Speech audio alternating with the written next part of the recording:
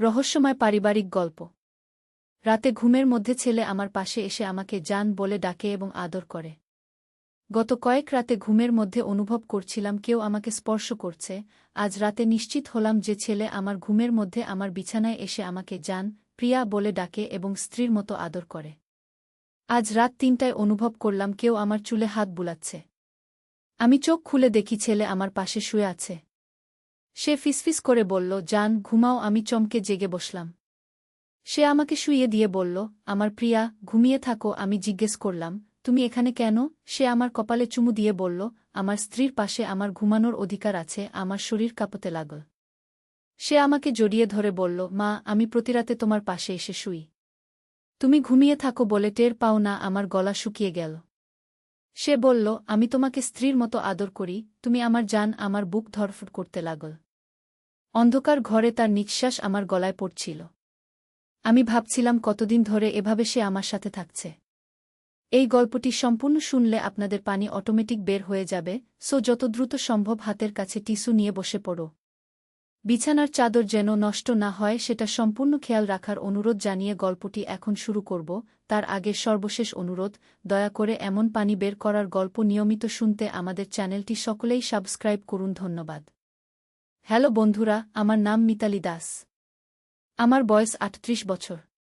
আমার স্বামীর নাম সুদীপ দাস, বয়স ৪১ বছর। আমাদের ২ সন্তান, রায়ান আর তানিয়া। রায়ান ২১ বছর বয়সী, বিশ্ববিদ্যালয়ে পড়ে। তানিয়া ১৪ বছর বয়সী, হাই স্কুলে যায়।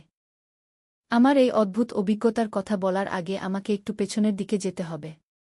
আমাদের পুরনো বাড়িটি ছিল কলকাতার উত্তরের একটি এলাকায়। বাড়িটা প্রায় ১০০ বছরের পুরনো। আমার শ্বশুরমশাই সেই বাড়িতে জন্মেছিলেন। তার বাবাও সেই বাড়িতে জন্মেছিলেন। অর্থাৎ এটা আমাদের পৈতৃক সম্পত্তি। বাড়িটির একটি বিশেষত্ব ছিল। ৩তলা বাড়ির দোতলায় একটি ঘর ছিল যেটিতে কেউ থাকতে চাইত না। সেই ঘরটি সবসময় বন্ধ থাকত। আমার শাশুড়ি বলতেন সেই ঘরে রাতের বেলা অদ্ভুত আওয়াজ শোনা যায়। কেউ হাঁটাচলার আওয়াজ, কেউ বা কাদার আওয়াজ। তবে আমরা কখনো এগুলো পাত্তা দিতাম না। ভাবতাম বয়স্ক মানুষদের কুসংস্কার। রায়ান যখন ছোট ছিল সে প্রায়ই বলত যে রাতের বেলা কেউ তার সাথে খেলা করতে আসে। আমরা ভাবতাম বাচ্চাদের কল্পনা।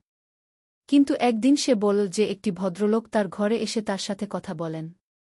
সেই ভদ্রলোক নাকি তাকে ছোট মালিক বলে ডাকেন। আমি এই কথা শুনে একটু চিন্তিত হয়েছিলাম। কিন্তু সুদীপ বলেছিল যে বাচ্চাদের অনেক কল্পনা থাকে। আমিও সেটাই ভেবেছিলাম। কিন্তু এখন আমার মনে হচ্ছে হয়তো রায়ান সত্যি কিছু দেখত। রায়ান বড় হওয়ার পর এইসব কথাবার্তা বন্ধ করে দিয়েছিল। কলেজে ভর্তি হওয়ার পর সে বাসায় কম থাকত। প্রায়ই বন্ধুদের সাথে বাইরে থাকত। আমি ভাবতাম ছেলে স্বাধীনচেতা হয়েছে। কিন্তু গত কয়েক মাস ধরে আমি লক্ষ্য করছিলাম রায়ান আমার দিকে অন্যরকম ভাবে তাকায়। যখন আমি রান্নাঘরে কাজ করি সে দূর থেকে আমাকে দেখতে থাকে। যখন আমি কাপড় মেলাই সেও ছাদে চলে আসে। আমি ভাবতাম হয়তো ছেলে আমার যত্ন নিতে চাইছে। কিন্তু যেদিন থেকে আমার রাতের এই অভিজ্ঞতা শুরু হলো সেদিন থেকে আমি বুঝলাম যে ব্যাপারটা অন্যরকম। প্রথম দিন আমি ভেবেছিলাম স্বপ্ন দেখছি। কিন্তু যখন বারবার হতে লাগল তখন আমি নিশ্চিত হলাম যে এটা সত্যি। রায়ান রাতের বেলা আমার ঘরে এসে আমার পাশে শুয়ে পড়ে। সে আমাকে স্ত্রীর মতো আদর করে। আমার চুলে হাত বোলায়। আমার কপালে চুমু দেয়। এবং সবচেয়ে অদ্ভুত ব্যাপার হল সে আমাকে জান, প্রিয়া এই সব নাম ধরে ডাকে। প্রথম দিকে আমি ভয় পেয়েছিলাম। আমি চিৎকার করতে গেলে সে আমার মুখে হাত চাপা দিয়ে বলে, চুপ থাকো, সবাই শুনবে। তার গলার স্বর একদম রায়ানের মতো শোনায় না। অনেক পরিণত, অনেক গভীর। এরপর আমি বুঝতে পারলাম যে রায়ানকে আমি দিনের বেলা দেখি, রাতের রায়ান আলাদা। দিনের রায়ান আমাকে মা বলে ডাকে। রাতের রায়ান আমাকে জান বলে ডাকে। আমি সুদীপকে এই কথা বলতে পারি না। কারণ সে আমাকে পাগল ভাববে। আর তানিয়াকে তো আরই বলতে পারি না। সে এখনো ছোট। আমার মনে পড়ে গেল আমার শাশুড়ির কথা। তিনি বলেছিলেন যে এই বাড়িতে একসময় একজন যুবক থাকত যে তার মায়ের প্রেমে পড়ে গিয়েছিল। সেই যুবক শেষ পর্যন্ত আত্মহত্যা করেছিল। আমি তখন এই কথা বিশ্বাস করি নাই। কিন্তু এখন মনে হচ্ছে হয়তো সেই আত্মা আমার ছেলের মধ্যে ভর করেছে। রাতের বেলা যখন রায়ান আমার কাছে আসে তখন তার চোখে একটা অদ্ভুত চাহনি থাকে। সেই চাহনি রায়ানের নয়। সেই চাহনি অন্য কোনো পুরুষের, একজন প্রাপ্তবয়স্ক পুরুষের যে একজন নারীকে ভালোবাসে।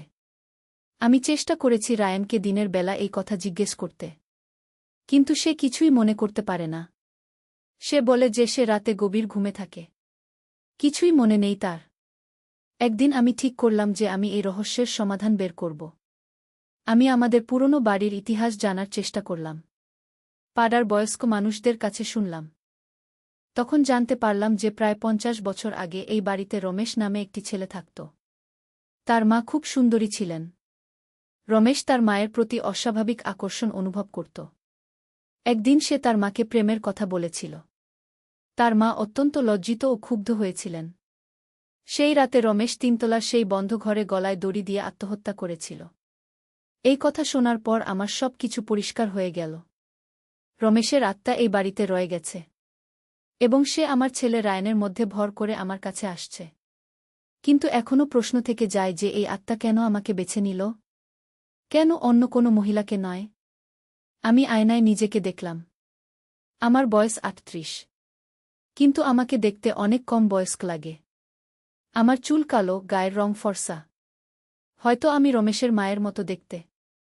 আমি ঠিক করলাম যে আমি একদিন রমেশের সাথে কথা বলবো।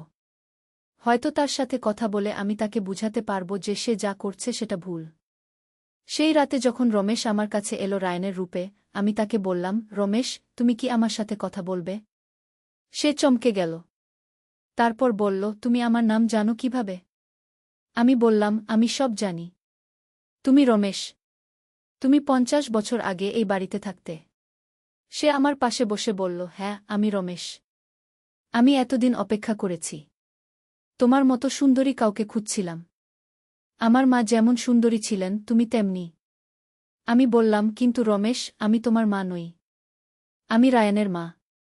তুমি যা করছো সেটা ভুল। রমেশ বলল, আমি জানি তুমি আমার মা নও, কিন্তু তুমি তার মতো।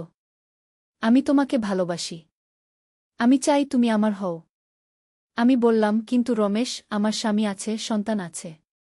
তুমি আমার ছেলের দেহ ব্যবহার করে আমার কাছে আসছ। এটা ঠিক নয়। রমেশ আমার হাত ধরে বলল, আমি 50 বছর ধরে একা আছি। আমি শুধু ভালোবাসা চাই। তুমি আমাকে একটু ভালোবাসা দাও না? আমার মায়া হল রমেশের উপর। আমি বুঝতে পারছিলাম যে সে একটি আত্মা হলেও সে একা। সে ভালোবাসার জন্য তৃষ্ণার্ত। আমি বললাম, রমেশ, আমি তোমাকে বুঝি। কিন্তু তুমি যা চাইছ সেটা সম্ভব নয়। তুমি একটি আত্মা। আমি একজন জীবিত মানুষ। তুমি আমার ছেলেকে ছেড়ে দাও। তুমি শান্তিতে চলে যাও। রমেশ কাঁদতে লাগল। তার চোখ দিয়ে জল পড়তে লাগল। কিন্তু সেই মুখ রায়ানের। এটা খুবই অদ্ভুত লাগছিল। রমেশ বলল, আমি কোথায় যাব? এই বাড়ি ছাড়া আমার কোথাও যাওয়ার জায়গা নেই। আমি বললাম, তুমি আলোর দিকে যাও। তোমার মা হয়তো ওখানে অপেক্ষা করছেন। রমেশ বলল, আমার মা আমাকে ক্ষমা করবেন না। আমি তো তার সাথে পাপের কথা বলেছিলাম। আমি বললাম, একজন মা তার সন্তানকে সবসময় ক্ষমা করে দেয়া। তোমার মাও তোমাকে ক্ষমা করে দিয়েছেন। রমেশ আমার কপালে একটা চুমু দিয়ে বলল, তুমি সত্যিই খুব ভালো। আমি তোমাকে আর কষ্ট দেব না। সেই রাত থেকে রমেশ আর আসেনি। রায়ান স্বাভাবিক হয়ে গেছে। সে আর রাতে আমার ঘরে আসে না। কয়েকদিন পর আমি দেখলাম যে তিনতলার সেই বন্ধ ঘরের দরজা খোলা। আমি সেখানে গিয়ে দেখি যে ঘরটি একদম পরিষ্কার। কোনো ধুলাবালি নেই। মনে হচ্ছে যেন কেউ ঘরটি পরিষ্কার করে রেখে গেছে। আমি বুঝলাম যে রমেশ চলে গেছে। সে তার মায়ের কাছে চলে গেছে। কিন্তু আমার মনে এখনও একটা প্রশ্ন রয়ে গেছে। রমেশ কি সত্যিই চলে গেছে? নাকি সে অন্য কোনো রূপে ফিরে আসবে? আমি জানি না এই প্রশ্নের উত্তর। কিন্তু আমি প্রতিদিন প্রার্থনা করি যেন রমেশ শান্তিতে থাকে। যেন সে আর কখনো এই পৃথিবীতে ফিরে না আসে। রায়ান এখন আগের মতোই আছে। সে কলেজে যায়, বন্ধুদের সাথে আড্ডা দেয়। কিন্তু আমি তার চোখের দিকে তাকালে মাঝে মাঝে মনে হয় যেন সেখানে একটু অন্যরকম ভাব আছে। যেন সে কিছু মনে রাখার চেষ্টা করছে। আমি সুদীপকে কিছু বলিনি। আমি ভেবেছি যে এই কথা বললে হয়তো পরিবারের সমস্যা হবে। তানিয়াকেও কিছু বলিনি। সে এখনো ছোট। কিন্তু আমি জানি যে এই বাড়িতে এখনো অনেক রহস্য আছে। হয়তো রমেশ ছাড়াও আরও আত্মা আছে। হয়তো তারাও একদিন আমার সামনে হাজির হবে। আমি প্রস্তুত আছি। আমি জানি কিভাবে তাদের সাথে মোকাবিলা করতে হয়। আমি জানি কিভাবে তাদের বুঝাতে হয় যে তাদের শান্তিতে চলে যাওয়া উচিত। কিন্তু আমার মনে এখনও একটা সন্দেহ ছিল। রমেশ কি সত্যিই চলে গেছে? নাকি সে শুধু লুকিয়ে আছে? পরের কয়েক সপ্তাহ আমি খুব সতর্কভাবে লক্ষ্য করলাম রায়ানের আচরণ। দিনের বেলা সে স্বাভাবিক ছিল। কিন্তু রাতের বেলা আমি তার ঘরের সামনে দিয়ে যাওয়ার সময় শুনতে পেতাম সে কারো সাথে কথা বলছে। আমি কান পেতে শুনলাম সে বলছে, না, আমি আর পারব না। তুমি চলে যাও। আমি বুঝলাম যে রমেশ এখনও রায়ানের সাথে যোগাযোগ রাখার চেষ্টা করছে। হয়তো সে আমাকে কথা দিয়েছিল কিন্তু এখনও সম্পূর্ণ চলে যেতে পারেনি। একদিন রাতে আমি রায়ানের ঘরে গেলাম। সে ঘুমাচ্ছিল। কিন্তু তার মুখে একটা অস্বস্তির ভাব ছিল। মনে হচ্ছিল যেন সে স্বপ্নের মধ্যে কারো সাথে লড়াই করছে। আমি তার কাছে বসে তার কপালে হাত রাখলাম। সঙ্গে সঙ্গে রায়ান জেগে উঠল। কিন্তু তার চোখের চাহনি আলাদা ছিল। সেই পরিচিত রমেশের চাহনি। রমেশ বলল, তুমি এসেছ? আমি তোমার জন্য অপেক্ষা করছিলাম। আমি বললাম, রমেশ, তুমি তো বলেছিলে যে তুমি চলে যাবে। তাহলে এখনও কেন এখানে আছো? রমেশ বলল, আমি চেষ্টা করেছি। কিন্তু আমি যেতে পারছি না।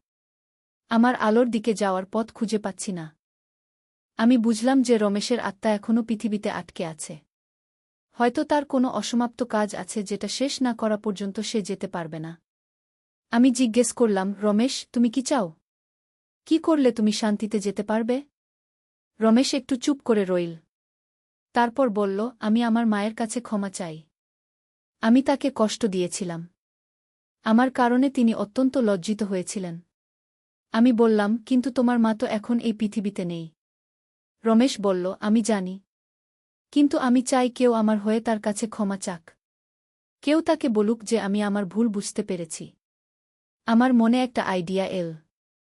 আমি বললাম, রমেশ, আমি তোমার জন্য প্রার্থনা করব। আমি ভগবানের কাছে প্রার্থনা করব যেন তিনি তোমার মাকে বলেন যে তুমি অনুতপ্ত। রমেশের মুখে একটা আশার আলো ফুটল। সে বলল, তুমি সত্যিই এটা করবে? আমি বললাম, হ্যাঁ, আমি করব। কিন্তু তার বিনিময়ে তোমাকে প্রতিশ্রুতি দিতে হবে যে তুমি রায়ানকে আর কষ্ট দেবে না। তুমি তাকে ছেড়ে দেবে। রমেশ আমার হাত ধরে বলল, আমি প্রতিশ্রুতি দিচ্ছি। তুমি আমার জন্য প্রার্থনা করলে আমি রায়ানকে ছেড়ে দেব। পরের দিন সকালে আমি একটি মন্দিরে গেলাম। সেখানে পুরোহিতের সাথে কথা বললাম। তাকে সবকিছু খুলে বললাম। পুরোহিত বললেন যে এরকম ঘটনা আগেও হয়েছে।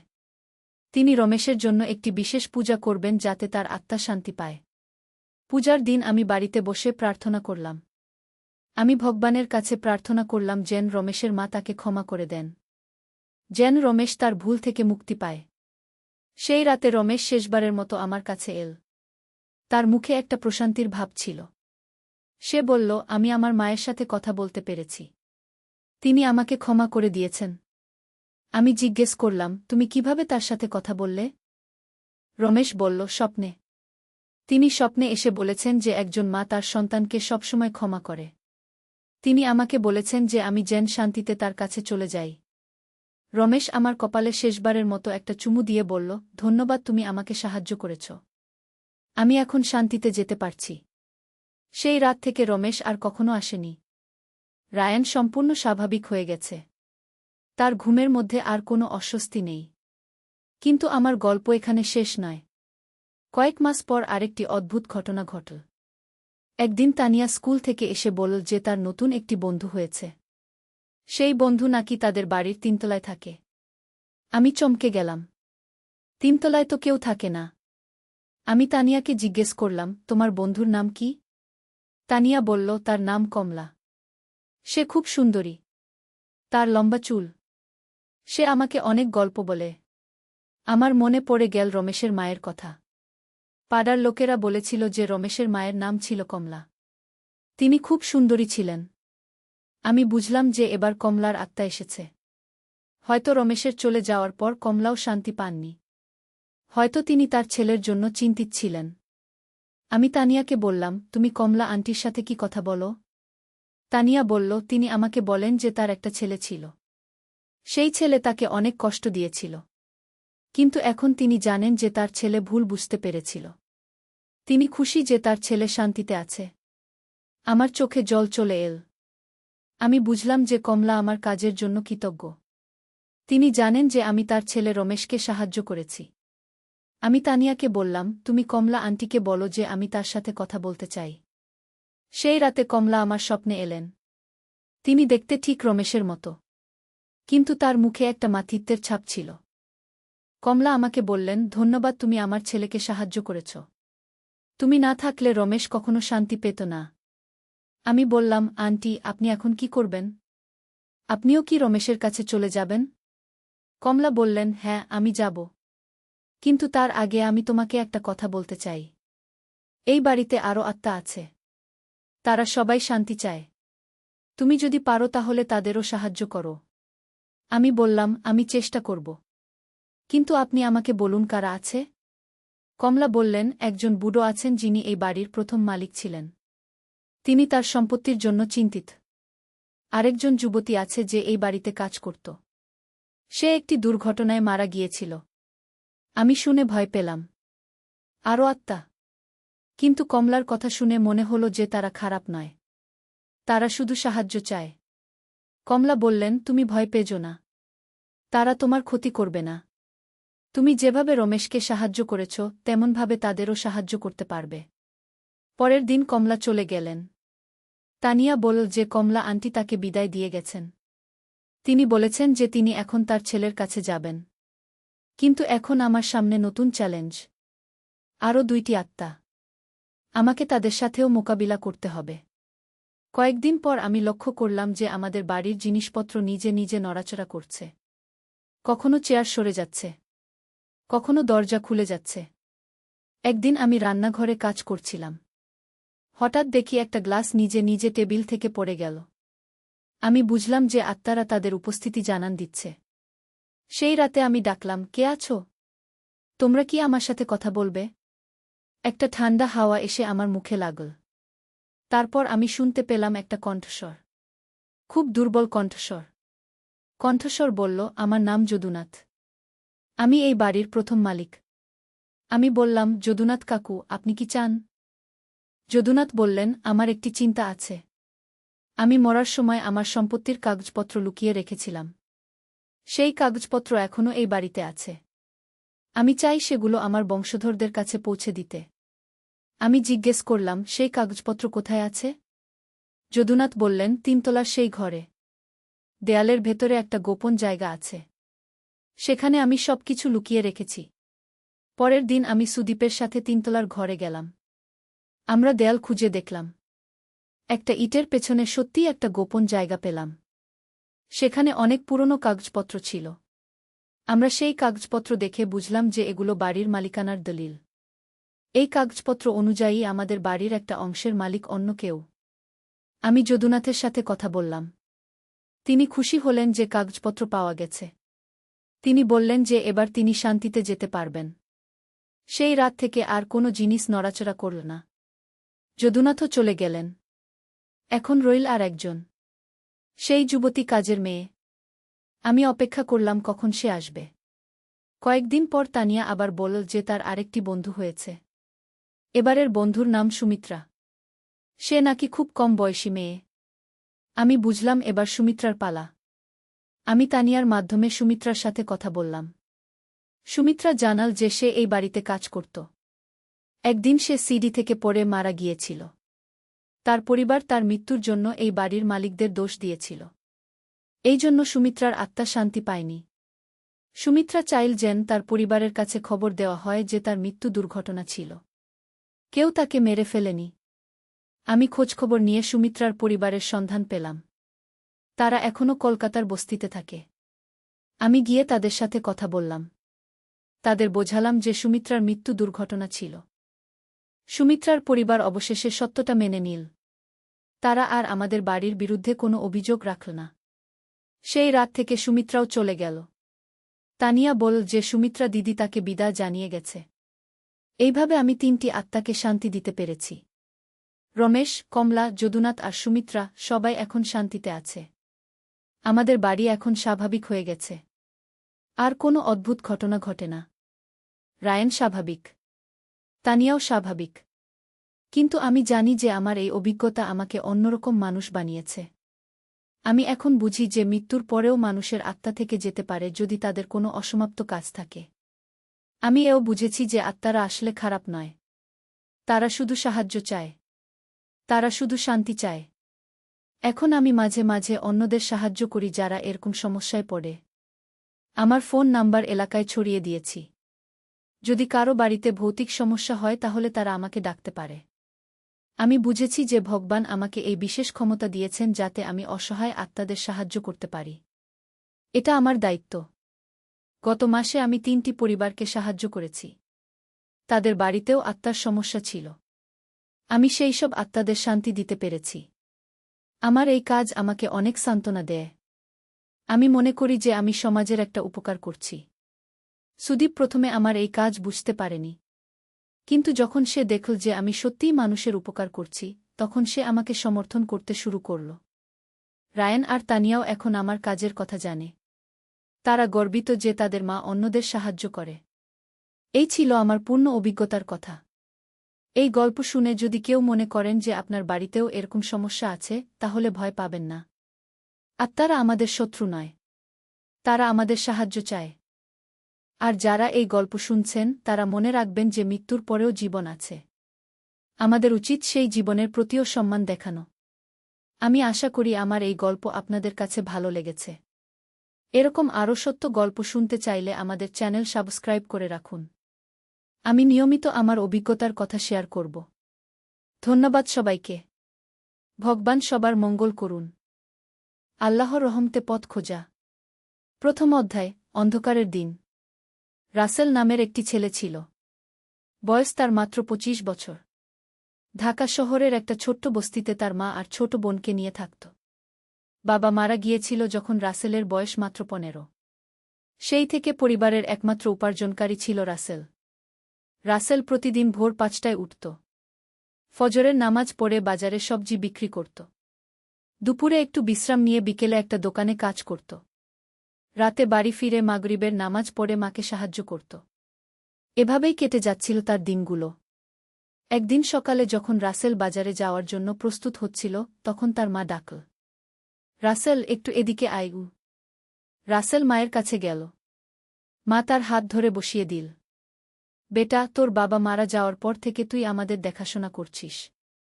আল্লাহ তোকে বরকত দিয়েছেন। কিন্তু আমি চাই তুই একটু বেশি পড়াশোনা কর। বিশ্ববিদ্যালয়ে ভর্তি হোক। আম্মা, আমি এখন কিভাবে পড়াশোনা করব? আমাদের তো খরচ চালানোই কষ্ট। মা মিষ্টি হেসে বলল, আল্লাহ যদি চান তাহলে সব পথ খুলে দেবেন। তুই চেষ্টা কর। আমি আর তোর বোন কম খেয়ে হলেও তোর পড়ার খরচ জোগাড় করব। রাসেল মায়ের কথায় খুব আবেগপ্রবণ হয়ে পড়ল। সে জানত মা কত কষ্ট করে তার জন্য এই কথাগুলো বলছে। সেই দিন থেকে রাসেল মনে মনে আল্লাহর কাছে দোয়া করতে লাগল। হে আল্লাহ, আপনি আমাকে পথ দেখান। আমি কি করব? দ্বিতীয় অধ্যায়, প্রথম পদক্ষেপ। কয়েকদিন পর রাসেল তার এক বন্ধু করিমের সাথে দেখা করল। করিম বিশ্ববিদ্যালয়ে পড়ত। করিম ভাই, আমি বিশ্ববিদ্যালয়ে ভর্তি হতে চাই। কিন্তু আমার অবস্থা তো জানেনই কি। করিম বলল, রাসেল, তুই যদি সত্যিই চাস তাহলে উপায় আছে। সান্ধ্যকালীন কোর্স আছে। সেখানে ভর্তি হতে পারিস। আর বৃত্তির জন্য আবেদন করতে পারিস। রাসেল খুব আশান্বিত হল। সে জানত এটা খুব কঠিন হবে, কিন্তু সে চেষ্টা করতে চাইল। পরের দিন জুমার নামাজের পর রাসেল খুতবা শুনল।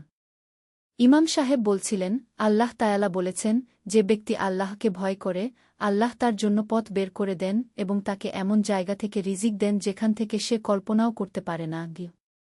এই কথাগুলো শুনে রাসেলের মনে আরও বেশি সাহস এল। সে মনে মনে বলল, আল্লাহ, আমি আপনার উপর ভরসা রাখছি। সেই সপ্তাহেই রাসেল ভর্তির ফর্ম সংগ্রহ করল। রাতে কাজ শেষে বাড়িতে এসে পড়াশোনা করতে লাগল। মা তাকে সাহায্য করত। ছোট বোন সাবিনাও তাকে উৎসাহ দিত। তৃতীয় অধ্যায়, পরীক্ষার সময়। 2 মাস পরিশ্রমের পর ভর্তি পরীক্ষার দিন এল। রাসেল খুব ভোরে উঠে তাহাজ্জুদ পড়ল। আল্লাহর কাছে দোয়া করল, আল্লাহ, আপনি যদি চান তাহলে আমাকে সফল করুন। আর যদি এটা আমার জন্য ভালো না হয় তাহলে আমাকে অন্য পথ দেখান। পরীক্ষার হলে গিয়ে দেখল অনেক ছাত্রছাত্রী। সবার চেহারায় উদ্বেগ। রাসেল মনে মনে সূরা ফাতিহা পড়ল এবং বিসমিল্লাহ বলে পরীক্ষা শুরু করল। পরীক্ষা শেষে রাসেল বাড়ি ফিরে মাকে সব বলল। মা বলল, আল্লাহর ইচ্ছা যা হবে তাই হবে। আমরা শুধু চেষ্টা করতে পারি। ফলাফলের অপেক্ষায় ছিল রাসেল। এই সময়ে সে আরও বেশি নামাজ কালাম পড়তে লাগল। প্রতিদিন ফজরের পর কুরআন তেলাওয়াত করত। এক সপ্তাহ পর ফলাফল বের হল। রাসেল দেখল তার নাম মেধা তালিকায় আছে। শুধু তাই নয়, সে বৃত্তিও পেয়েছে। রাসেল খুশিতে কেঁদে ফেলল। মাকে খবর দিতেই মা আল্লাহর শুকরিয়া আদায় করল। চতুর্থ অধ্যায়, নতুন চ্যালেঞ্জ। বিশ্ববিদ্যালয়ে ভর্তি হওয়ার পর রাসেলের জীবনে নতুন চ্যালেঞ্জ এল। সকালে সবজি বিক্রি করত, বিকেলে ক্লাস করত, রাতে পড়াশোনা করত। খুবই কষ্টকর ছিল। কিন্তু রাসেল হাল ছাড়ল না। সে জানত আল্লাহ তাকে এই পথ দেখিয়েছেন কোন কারণে। ক্লাসে রাসেল একটি মেধাবী ছেলে ছিল। তার শিক্ষকেরা তাকে পছন্দ করত। একদিন তার ইসলামের ইতিহাস বিষয়ের শিক্ষক জনাব আহমেদ সাহেব তাকে ডাকল। রাসেল, তুমি খুব ভালো ছাত্র। আমি তোমাকে একটা কাজের সুযোগ দিতে চাই। আমার একটা গবেষণা প্রকল্প আছে। তুমি সন্ধ্যায় আমার সাহায্য করতে পার। এতে তোমার কিছু টাকাও হবে। রাসেল খুব খুশি হল। এই কাজ পেলে তার পড়াশোনার খরচ আরও ভালোভাবে চালানো যাবে। কিন্তু একটা সমস্যা ছিল। এই কাজ করলে তাকে বিকেলের দোকানের কাজ ছাড়তে হবে। সেই আয় কমে যাবে। রাসেল বাড়িতে এসে মার সাথে কথা বলল। মা বলল, বেটা, আল্লাহ যখন একটা দরজা বন্ধ করেন তখন অন্য দরজা খুলে দেন। তুই নতুন কাজটা নে কি? পঞ্চম অধ্যায়, জ্ঞানের পথে। রাসেল শিক্ষকের সাথে গবেষণার কাজ শুরু করল। কাজটি ছিল ইসলামিক ইতিহাস নিয়ে। রাসেল প্রতিদিন নতুন নতুন বিষয় শিখত। একদিন আহমেদ সাহেব বলল, রাসেল, তুমি জান উমর ইবনে আব্দুল আজিজ এর গল্প? জি না স্যার। তিনি ছিলেন উমাইয়া খলিফাদের মধ্যে সবচেয়ে ন্যায়পরায়ণ। তিনি যখন খলিফা হলেন তখন তিনি সব বিলাসিতা ত্যাগ করে সাধারণ মানুষের মতো জীবন যাপন করতেন। তার স্ত্রী একদিন বলেছিল, আপনি খলিফা হওয়ার পর থেকে এত সাদামাটা হয়ে গেলেন কেন? উমর বলেছিলেন, আমি যদি সাধারণ মানুষের কষ্ট না বুঝি তাহলে তাদের ন্যায্য অধিকার দিতে পারব কিভাবে? এই গল্প শুনে রাসেলের মন ছুঁয়ে গেল। সে বুঝতে পারল যে আল্লাহ তাকে কষ্টের মধ্য দিয়ে পরীক্ষা নিচ্ছেন যাতে সে মানুষের কষ্ট বুঝতে পারে। ষষ্ঠ অধ্যায়, দানের শিক্ষা। রাসেলের আর্থিক অবস্থা একটু ভালো হচ্ছিল। বৃত্তি আর গবেষণার কাজের টাকা দিয়ে পরিবারের খরচ চলে যাচ্ছিল। একদিন জুমার নামাজের পর মসজিদে একটি ঘোষণা দেওয়া হল। আমাদের এলাকার একটি পরিবার খুব কষ্টে আছে। বাবা অসুস্থ, কাজ করতে পারছে না। 3টি ছোট সন্তান। কেউ যদি সাহায্য করতে পারেন। রাসেল শুনে মনে মনে ভাবল, তার নিজের অবস্থাই তো খুব ভালো না। কিন্তু মনে পড়ল একটি হাদিস, সেই ব্যক্তি প্রকৃত মুমিন নয় যে নিজে পেট ভরে খায় আর তার প্রতিবেশী ক্ষুধার্ত থাকে। রাসেল সিদ্ধান্ত নিল। বাড়িতে গিয়ে মার সাথে কথা বলল। আম্মা, আমি ওই পরিবারটিকে কিছু সাহায্য করতে চাই। মা বলল, কিন্তু আমাদেরই তো খুব কম। আম্মা, আল্লাহ বলেছেন যে তোমরা যা ভালোবাসা থেকে ব্যয় না করা পর্যন্ত তোমরা সত্যিকারের নেকি পাবে না। আমরা 1 সপ্তাহ একটু কম খেলেই হবে। মা রাসেলের কথায় খুশি হল। তারা সেই পরিবারের জন্য কিছু চাল, ডাল আর সবজি নিয়ে গেল। পরিবারের বাবা কাঁদতে কাঁদতে বলল, আল্লাহ আপনাদের মঙ্গল করুন। এর কিছুদিন পর একটি আশ্চর্য ঘটনা ঘটল। শিক্ষক আহমেদ সাহেব রাসেলকে বলল যে তার গবেষণা কাজ এত ভাল হয়েছে যে বিশ্ববিদ্যালয় তাকে অতিরিক্ত বৃত্তি দিচ্ছে। রাসেল বুঝতে পারল আল্লাহর কথা সত্য। তোমরা আল্লাহর পথে যা খরচ কর, আল্লাহ তার চেয়ে বেশি দেন। সপ্তম অধ্যায়, সাফল্যের পথে। দ্বিতীয় বর্ষে রাসেল ক্লাসে প্রথম স্থান অধিকার করল। তার সব শিক্ষক তার প্রশংসা করত। একদিন রাসেলের এক সহপাঠী আরিফ এসে বলল, রাসেল ভাই, আমি খুব সমস্যায় আছি। আমার ইংরেজি খুব দুর্বল। আপনি কি আমাকে একটু সাহায্য করতে পারবেন? রাসেল ভাবল, তার তো নিজেরই অনেক কাজ। কিন্তু তারপর মনে পড়ল রাসূল এর একটি হাদিস, সবচেয়ে ভালো মানুষ সে যে মানুষের উপকার করে। রাসেল আরিফকে সাহায্য করতে রাজি হল। প্রতিদিন ক্লাসের পর একটু সময় দিত তাকে। আরিফের ইংরেজি ভালো হতে লাগল। সে খুব কৃতজ্ঞ ছিল রাসেলের কাছে। 1 মাস পর আরিফ রাসেলকে একটি খবর দিল। রাসেল ভাই, আমার বাবার একটি কোম্পানি আছে। উনি বলেছেন আপনাকে পার্ট টাইম কাজ দিতে পারেন। বেতনও ভালোও। রাসেল অবাক হল। সে আরিফকে শুধু সাহায্য করেছিল মানবিকতার কারণে। কিন্তু আল্লাহ তাকে এর বিনিময় দিলেন। 8ম অধ্যায়, পরিবারের খবর। নতুন কাজের কারণে রাসেলের আয় বেড়ে গেল। পরিবারের অবস্থা ভালো হতে লাগল। ছোট বোন সাবিনাও স্কুলে ভালো করছিল। একদিন মা রাসেলকে ডেকে বলল, রাসেল, তোর বিয়ের কথা ভাবতে হবে গু। রাসেল বলল, আম্মা, আমি এখনও পড়াশোনা শেষ করিনি গি। হ্যাঁ, তা ঠিক। কিন্তু একটা ভালো মেয়ে দেখলে রেখে দেওয়া যায়। আমাদের পাড়ার রহিম চাচার মেয়ে ফাতিমা খুব ভালো মেয়ে। পড়াশোনাও করে কি। রাসেল জানত ফাতিমাকে। সে একটি ভালো মেয়ে ছিল। দিনদার পরিবারের মেয়ে। নিজেও নামাজ কালাম করত। রাসেল বলল, আম্মা, আমি ইস্তেখারা করে দেখি গু। রাসেল 2 দিন ইস্তেখারা করল। তার মন ভালো লাগছিল এই বিয়ের কথা ভেবে। মা রহিম চাচার বাড়িতে গিয়ে কথা বলল। তারাও রাজি হল। 9ম অধ্যায়, বিবাহের প্রস্তুতি। বিবাহের প্রস্তুতি শুরু হল। রাসেল চাইল খুব সাদামাটা অনুষ্ঠান করতে। একদিন ফাতিমার বাবা রহিম চাচা এসে বলল, রাসেল বেটা, তোমার কোনো চাহিদা আছে? রাসেল বলল, চাচা, আমি কিছু চাই না। শুধু আল্লাহর রহমত চাই। রহিম চাচা বলল, ভাল কথা। কিন্তু তুমি যেটা কর সেটা খুবই কষ্টের। তুমি কি মনে কর ফাতিমা এই কষ্ট সহ্য করতে পারবে? রাসেল বলল, চাচা, আমি ফাতিমার সাথে কথা বলবো। যদি সে রাজি থাকে তাহলে ঠিক আছে গিয়ে। পরদিন রাসেল ফাতিমার সাথে পরিবারের উপস্থিতিতে কথা বলল। ফাতিমা, আমি এখনও ছাত্র। আমাদের সংসারে অনেক কষ্ট হবে। তুমি কি এই কষ্ট নিতে পারবে? ফাতিমা মিষ্টি হেসে বলল, রাসেল ভাই, আল্লাহ যদি চান তাহলে সব কষ্ট সহজ হয়ে যাবে। আর মুমিনের জীবনে কিছু কষ্ট তো থাকবেই গু। রাসেল খুব খুশি হল। সে বুঝতে পারল ফাতিমা একটি বুদ্ধিমতী এবং ধৈর্যশীল মেয়ে। 10ম অধ্যায়, বিবাহ। খুব সাদামাটাভাবে রাসেল আর ফাতিমার বিবাহ হল। মসজিদে আকদ হল। বাড়িতে ছোট্ট একটা অনুষ্ঠান। বিবাহের পর রাসেলের জীবনে অনেক পরিবর্তন এল। ফাতিমা খুব ভালো একটি স্ত্রী ছিল। সে রাসেলকে পড়াশোনায় সাহায্য করত। ঘরের কাজও সামলাত। ফাতিমা নিজেও পড়াশোনা চালিয়ে যেত। সে BA পাস করে একটা চাকরির চেষ্টা করছিল। একদিন ফাতিমা রাসেলকে বলল, আমি একটা প্রাইভেট স্কুলে চাকরি পেয়েছি। এতে আমাদের আয় বেড়ে যাবে গু। রাসেল খুব খুশি হল। সে বুঝতে পারল আল্লাহ তাদের জন্য কত ভালো একটা পথ তৈরি করেছেন। 11ম অধ্যায়, সামাজিক কাজ। রাসেল আর ফাতিমার আর্থিক অবস্থা উন্নতি হচ্ছিল। তারা ঠিক করল কিছু সামাজিক কাজ করবে। তারা প্রতি মাসে এলাকার গরিব পরিবারগুলোকে সাহায্য করত। এতিম বাচ্চাদের পড়ার খরচ দিত। একদিন রাসেল দেখল পাড়ার একটি বাচ্চা আব্দুর রহমান স্কুলে যায় না। রাসেল তার বাবার সাথে কথা বলল। ভাই, আব্দুর রহমান স্কুলে যায় না কেন? বাচ্চার বাবা বলল, ভাই, আমার তো স্কুলের খরচ দেওয়ার সামর্থ্য নেই গিয়ে। রাসেল বলল, আপনি চিন্তা করবেন না। আমি তার পড়ার খরচ দেব। এভাবে রাসেল বেশ কয়েকটি বাচ্চার পড়াশোনার দায়িত্ব নিল। 12ম অধ্যায়, গ্র্যাজুয়েশন। 3 বছর পরিশ্রমের পর রাসেল গ্র্যাজুয়েশন সম্পন্ন করল। সে তার ব্যাচে 3য় স্থান অধিকার করল। স্নাতক হওয়ার পর রাসেল একটা ভালো চাকরি পেল। একটা বেসরকারি সংস্থায় প্রোগ্রাম অফিসার হিসেবে।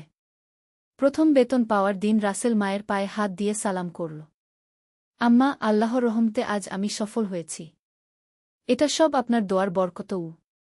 মা কেঁদে ফেল। আল্লাহ তোকে আরও বরকত দিন গু। রাসেল তার প্রথম বেতনের অনেকটা টাকা দিয়ে মাকে একটা সোনার আংটি কিনে দিল। বাকি টাকা দিয়ে এলাকার গরিব পরিবারগুলোকে সাহায্য করল। 13ম অধ্যায়, সন্তানের আগমন। বিয়ের 2 বছর পর ফাতিমা গর্ভবতী হল। রাসেল খুব খুশি হল। সে আল্লাহর কাছে দোয়া করত যেন সন্তান নেক হয়।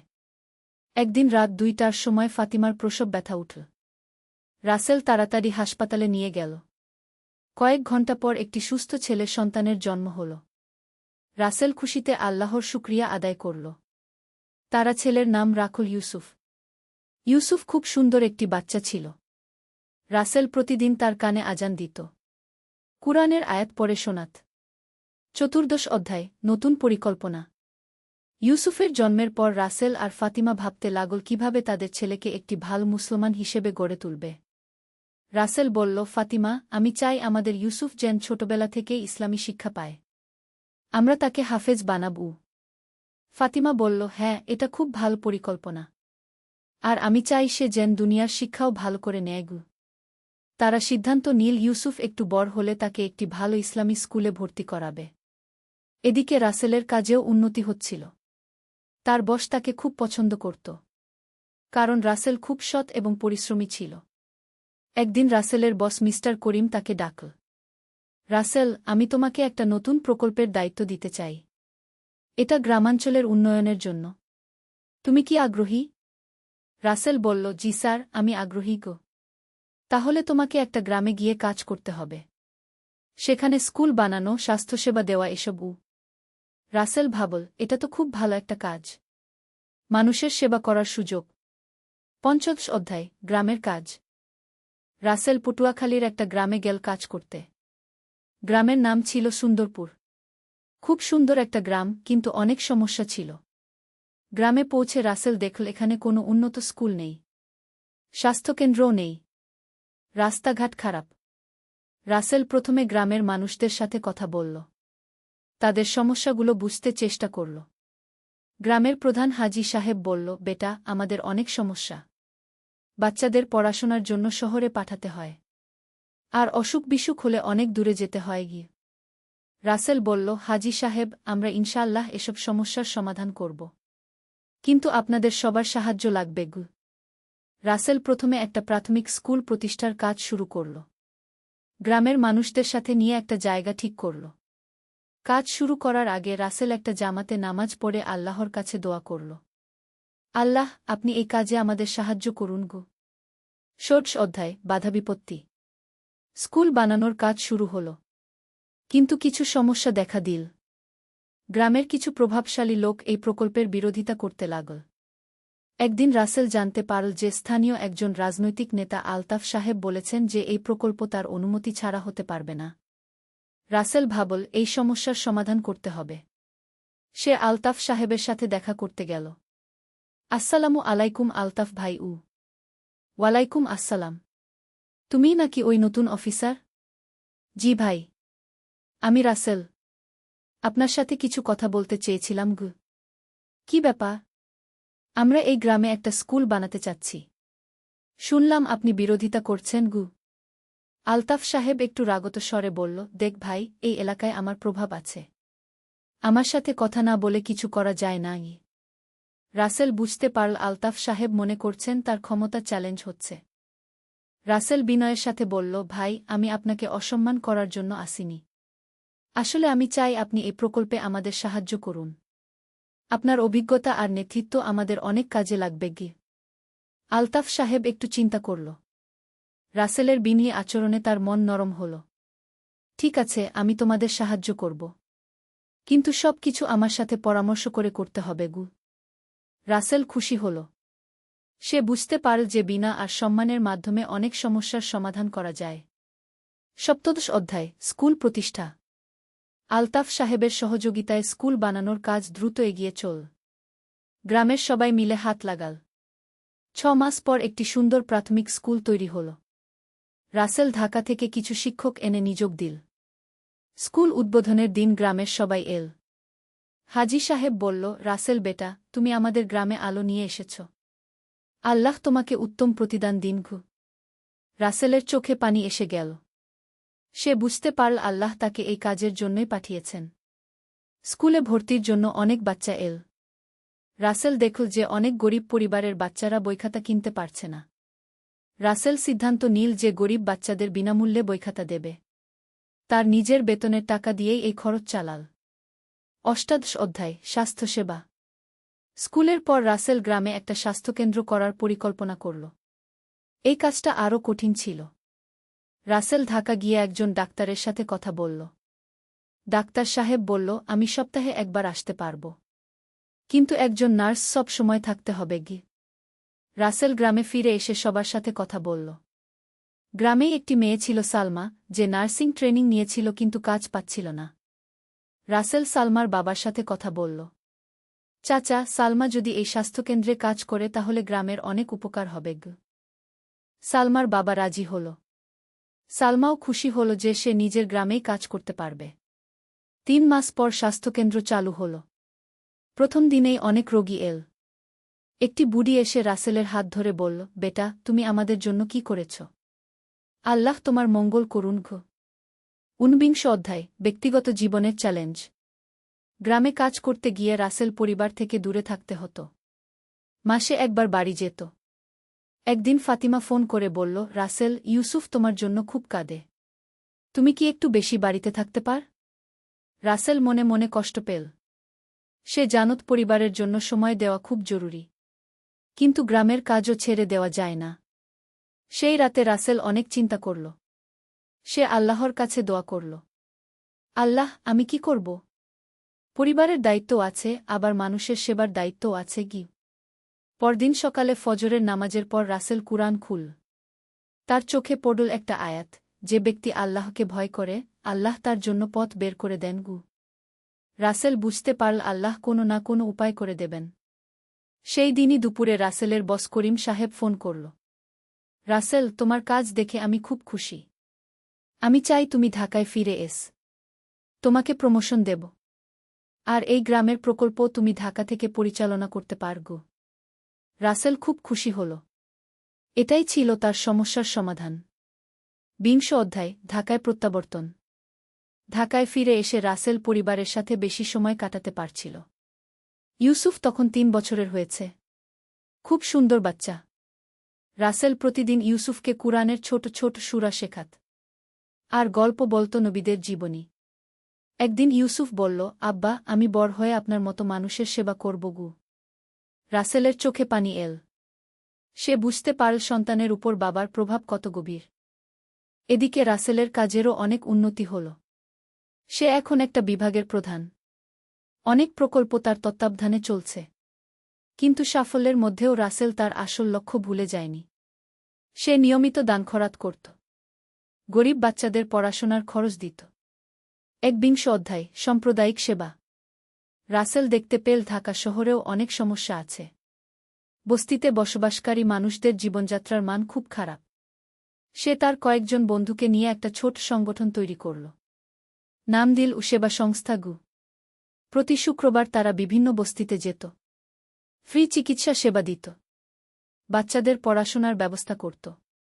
একদিন রাসেল একটা বস্তিতে গিয়ে দেখল একটা বাচ্চা খুব কাঁদছে।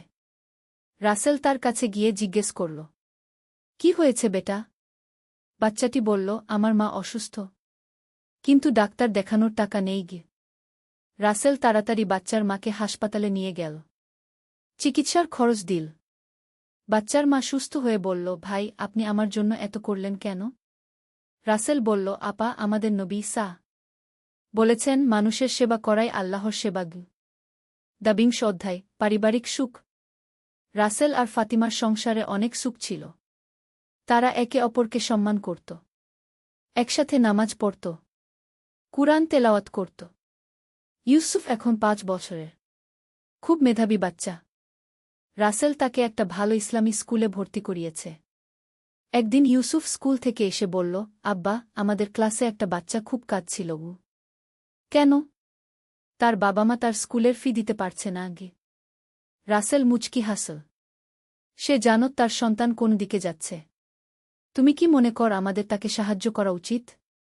ইউসুফ খুশি হয়ে বলল, হ্যাঁ আব্বা, আমরা তো সবসময় অন্যদের সাহায্য করি। পরদিন রাসেল স্কুলে গিয়ে সেই বাচ্চার ফি দিয়ে দিল। এদিকে ফাতিমার আবার সন্তান আসার খবর। রাসেল খুব খুশি। তারা দোয়া করছিল যেন এবারও একটা নেক সন্তান পায়। ২৩ অধ্যায়, দ্বিতীয় সন্তান। ফাতিমার একটি মেয়ে হল। নাম রাখল আয়েশা। খুব সুন্দর বাচ্চা। ইউসুফ খুব খুশি। সে প্রতিদিন ছোট বোনের যত্ন নিত। রাসেল দেখত যে ইউসুফ খুব দায়িত্বশীল একটা বাচ্চা হয়ে উঠছে। সে অন্যদের সাহায্য করতে ভালোবাসে। নামাজ কালাম নিয়মিত করে। একদিন রাসেল ইউসুফকে বলল, বেটা, তুমি বড় হয়ে কি হতে চাও? ইউসুফ বলল, আব্বা, আমি ডাক্তার হয়ে গরিব মানুষদের সেবা করতে চাই। আর কুরআনও মুখস্থ করব। রাসেল খুব গর্বিত হল। সে বুঝতে পারল তার সন্তান সঠিক পথে যাচ্ছে। চতুর্বিংশ অধ্যায়, বড় পরিকল্পনা। রাসেল এতদিনে অনেক অভিজ্ঞতা অর্জন করেছে। সে ভাবল আরও বড় কিছু করার। সে তার কিছু বন্ধু এবং সহকর্মীদের নিয়ে একটা বড় পরিকল্পনা করল। দেশের বিভিন্ন গ্রামে স্কুল আর হাসপাতাল তৈরি করা। কিন্তু এই কাজের জন্য অনেক টাকার দরকার। রাসেল ভাবল কিভাবে ফান্ড সংগ্রহ করবে। সে বিভিন্ন ধনী ব্যক্তিদের সাথে যোগাযোগ করল। অনেকেই সাহায্য করতে রাজি হল। একদিন একজন বিজনেসম্যান হাজি করিম সাহেব রাসেলকে বলল, তুমি যে কাজ করছ এটা খুব ভালো। আমি তোমাদের নিয়মিত অনুদান দেবঘু। রাসেল খুব খুশি হল। সে বুঝতে পারল আল্লাহ তার কাজে সাহায্য করছেন। পঞ্চবিংশ অধ্যায়, সম্প্রসারণ। পরের বছর রাসেলের সংস্থা দেশের 5টি জেলায় কাজ শুরু করল। তারা 100টি স্কুল আর 5টি স্বাস্থ্যকেন্দ্র চালু করল।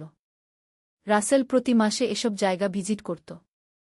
সে দেখত যে তার কাজের প্রভাব কেমন হচ্ছে। একটা গ্রামে গিয়ে সে দেখল যে তাদের তৈরি স্কুল থেকে পাস করা একটা ছেলে এখন ডাক্তার হয়েছে। সে আবার নিজের গ্রামে ফিরে এসে মানুষের সেবা করছে। রাসেল বুঝতে পারল এটাই হল প্রকৃত সাফল্য। শুধু নিজের উন্নতি নয়, অন্যদের উন্নতিতে সাহায্য করা। ষড়বিংশ অধ্যায়, পরবর্তী প্রজন্ম। ইউসুফ এখন 100 বছরের। সে কুরআনের অর্ধেক মুখস্থ করে ফেলেছে। পড়াশোনাতেও খুব ভালো। আয়েশা 5 বছরের। সেও স্কুলে ভর্তি হয়েছে। খুব মিষ্টি এবং বুদ্ধিমতী। রাসেল দেখত তার সন্তানরা অন্য বাচ্চাদের সাথে খুব ভালো ব্যবহার করে। তারা গরিব বন্ধুদের সাহায্য করে। একদিন ইউসুফ বাড়িতে এসে বলল, আব্বা, আমি আমার পকেট মানি জমিয়ে একটা গরিব বাচ্চার বই কিনে দিয়েছি গু। রাসেল খুশি হয়ে বলল, খুব ভালো কাজ করেছ বেটা। আল্লাহ তোমাকে বরকত দিন গু। ফাতিমাও খুব খুশি। সে বলল, আলহামদুলিল্লাহ, আমাদের সন্তানরা সঠিক পথে যাচ্ছে গিউ। সপ্তবিংশ অধ্যায়, স্বীকৃতি। রাসেলের কাজের জন্য সে বিভিন্ন পুরস্কার পেতে লাগল। সরকার থেকেও সম্মাননা পেল। কিন্তু রাসেল কখনো গর্বিত হল না। সে সবসময় মনে রাখত যে এসব আল্লাহর রহমত। একদিন একটা অনুষ্ঠানে রাসেলকে সম্মাননা দেওয়ার সময় বলতে বলল। রাসেল মাইকে বলল, আমি যা কিছু করতে পেরেছি সব আল্লাহর রহমত। আমার মা, আমার স্ত্রী এবং অনেক মানুষের দোয়া আর সাহায্যে এটা সম্ভব হয়েছে। আমি শুধু একটা মাধ্যম গু। উপস্থিত সবাই তার কথায় মুগ্ধ হল। তারা বুঝতে পারল রাসেল একজন সত্যিকারের বিনয়ী মানুষ। অষ্টাবিংশ অধ্যায়, পরিবারের ভবিষ্যৎ। ইউসুফ এখন 5 বছরের। সে কুরআন পুরো মুখস্থ করে ফেলেছে। পড়াশোনাতেও খুব ভালো। সে ডাক্তার হতে চায়। আয়েশা 100 বছরের। সেও কুরআন মুখস্থ করছে। আর ইঞ্জিনিয়ার হতে চায়।